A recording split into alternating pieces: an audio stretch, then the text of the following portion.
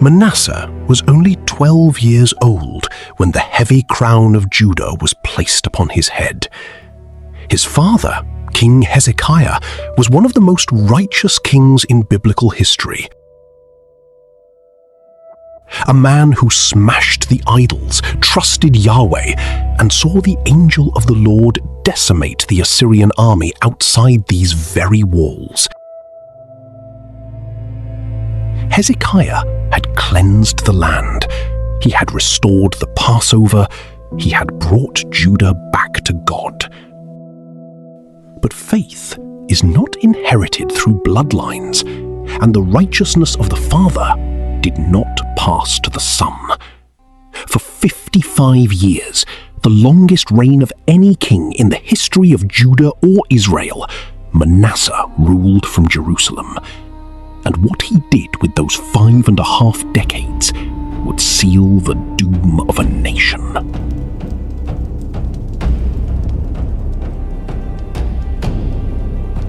Manasseh didn't just tolerate paganism, he weaponized it. He systematically dismantled his father's legacy. He rebuilt the high places Hezekiah had destroyed.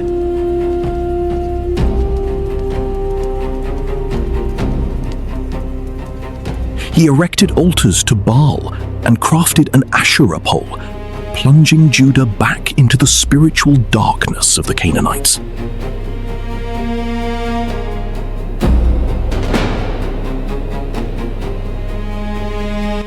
But his desecration went further than any king before him. He brought the idols into the temple of the Lord, the very house where God had placed his name.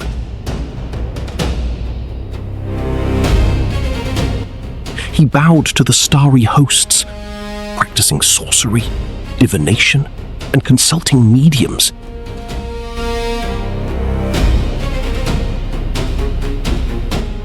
Yet, the darkest chapter of Manasseh's reign took place in the valley of Hinnom, just outside the city walls.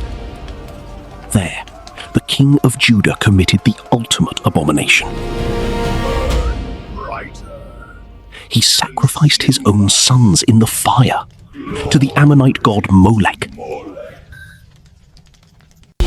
Tradition tells us that the great prophet Isaiah, who had counseled his father Hezekiah, was sawn in half by Manasseh's orders. The Bible records a chilling verdict. Manasseh seduced Judah to do more evil than the pagan nations God had destroyed before them.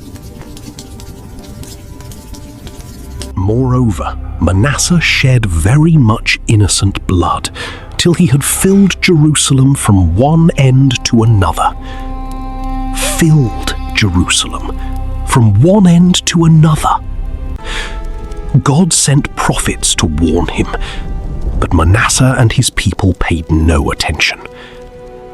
In 2 Kings 21, God says, "I am bringing upon Jerusalem and Judah such disaster that the ears of everyone who hears of it will tingle.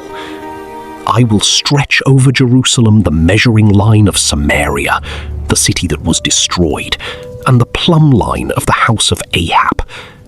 And I will wipe Jerusalem as one wipes a dish, wiping it and turning it upside down.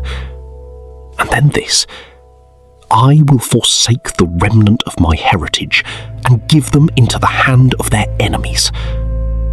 Because of Manasseh, because of what he did, because of the people he led into idolatry, the Lord's patience, though vast, is not infinite.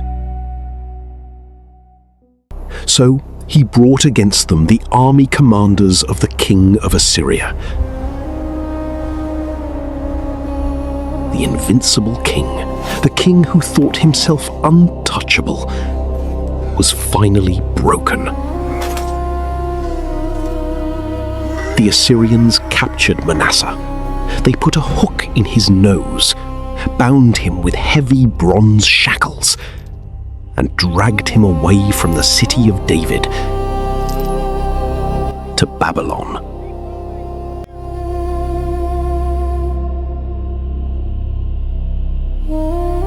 In the cold, suffocating darkness of a Babylonian dungeon, stripped of his crown, his wealth, and his pride, the longest reigning king of Judah hit rock bottom.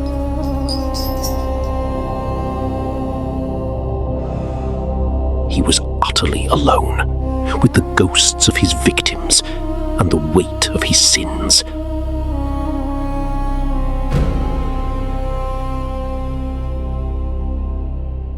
And there, in the abyss of his own making, Manasseh did the unthinkable.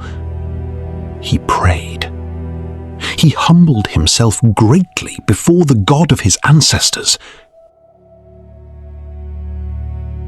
The man who had burned his own children, who had desecrated the temple, who had murdered the prophets, cried out for mercy.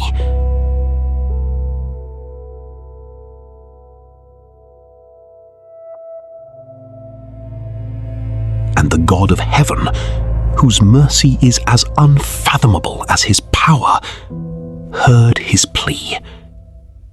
In one of the most stunning displays of grace in all of Scripture, God moved the heart of the Assyrian king.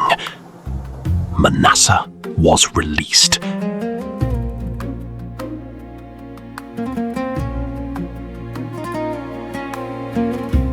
He was restored to his kingdom. When he returned to Jerusalem, Manasseh finally knew that the Lord is God.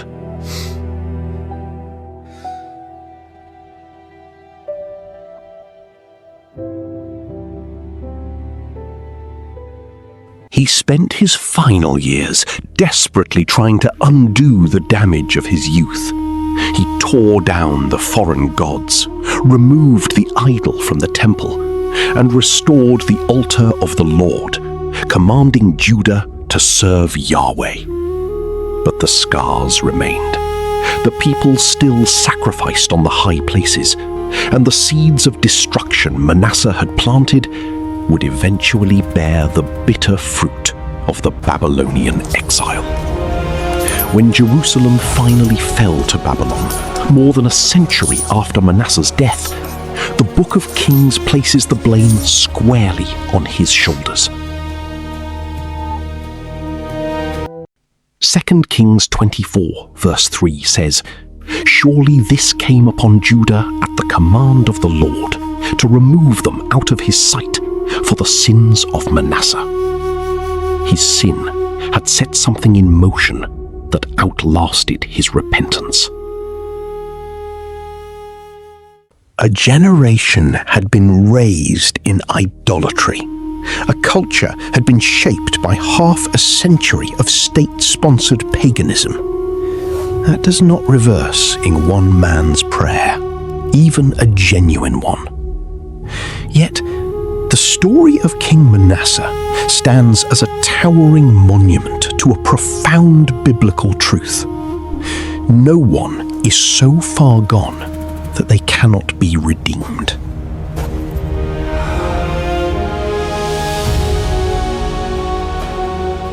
No sin is so dark that the light of God's grace cannot pierce it. Unfortunately, his son Amon, who succeeded him, took one look at everything his father had dismantled and went straight back to the idols. 2 Chronicles 33:23 adds a devastating comparison. Unlike his father Manasseh, Amon did not humble himself before the Lord.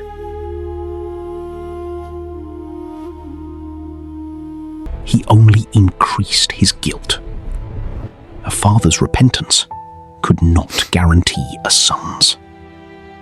However, the consequences of Manasseh's early reign would soon violently collide with the destiny of his grandson, Josiah, a boy king who would attempt the greatest spiritual revolution in biblical history.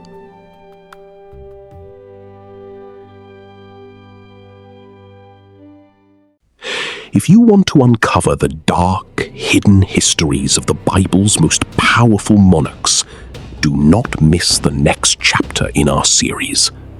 Subscribe to our channel, Crown and Consequence.